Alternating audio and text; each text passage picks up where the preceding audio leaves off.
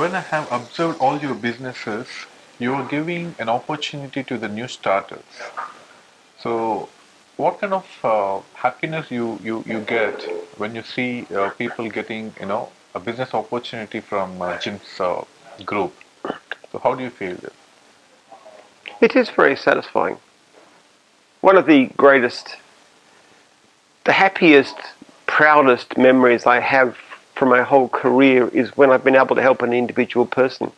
Like, I mean, just to give you a very small example, though it wasn't small to him, a franchisee rings me up going into his first winter and he's doing very poorly. And I figure out from talking to him that he's not upselling to his clients well enough, which is going in and one job like mowing the lawns and then upselling to clear the gutters or whatever. Yeah. So I challenged him and I said, I'd like to challenge you that every client that you go to from now on, you will ask for at least one extra. And I said, would you accept the challenge? And he said, yes, I will. And that was in April. And he rang me back in September, after the end of the winter.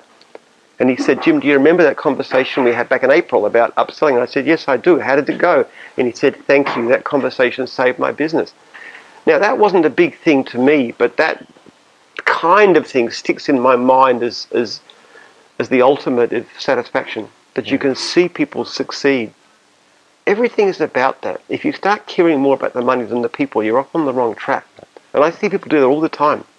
Those who care about the money first end up making a lot less than those who care about the people first. I saw that you wrote some books like Selling is Not Selling. What is that? Selling by Not Selling, or some other couple of books are there. So you also write books, and tell something about those. Okay.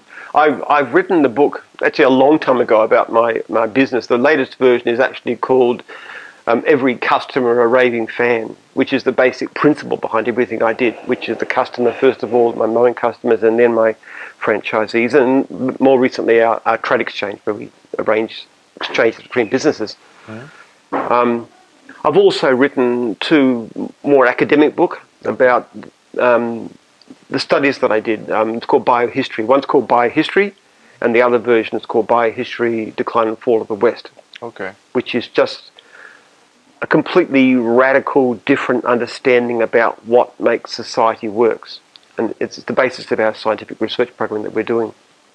I've also launched an institute called the Institute for Social Neuroscience, which is just starting to take students as of next month. Okay. So we're going to be teaching psychology as well, and that will also be a basis for this research program too. Where are you finding time? It's very important to be efficient. One of the things too is that one of my philosophies is you do the things you can do well. If somebody else can do it as well or better than you, you get them to do it. I'm actually not very good at doing a lot of things. I'm not a particularly great salesperson. I'm not as good at support as many people around me are. So I focus on the things that I can do well, and I try and be very efficient in the way that I handle them. Like handling emails very, very quickly and having a good system for getting rid of I respond very fast to inquiries. I make decisions very fast. I'm a very fast thinker. So just efficiency, really. I don't work ridiculous hours, as much as people, as I said, I'm often thought of as being a workaholic, but I'm really not, because my family and stuff is important to me. I also believe in taking time off. I don't like holidays, but I always try and rigorously take my Sabbath off one day a week. Yeah. So that, and I think that's an important balance in life, and always get good exercise. You've got to make sure that things like exercise, diet, sleep, break time is done right, because that means if you're psychologically and physically healthy, when you are working, it's more efficient.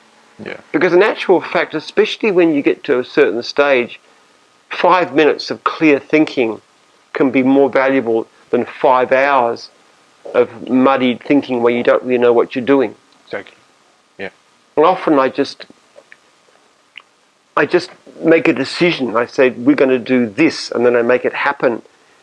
And I look back and I think, why on earth did I not do this before?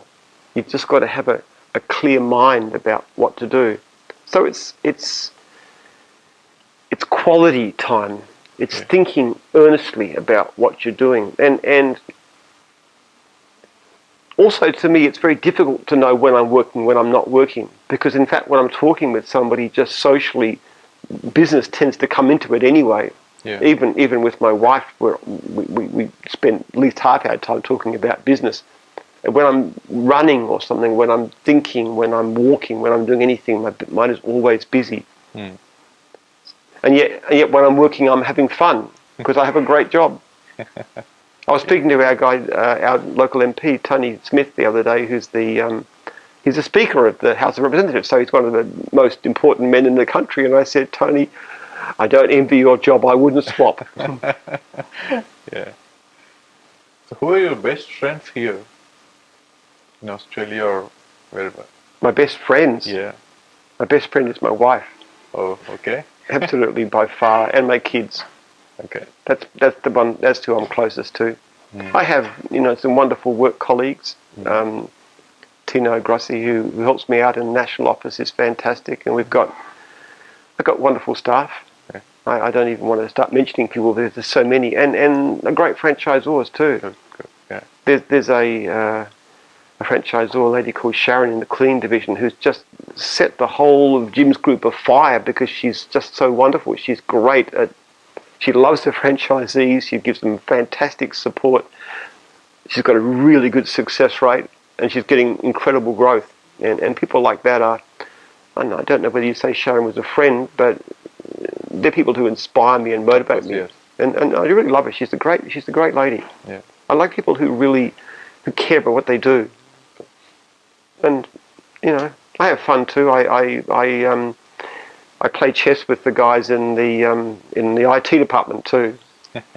The first time we played, actually, I beat them, and they were absolutely narked about that. I was just a freak though, so usually I don't do all that well. But just stuff like that. I have a wonderful life. I really do. Yeah. But family and work and church, it's all around those kinds of things rather than anything else.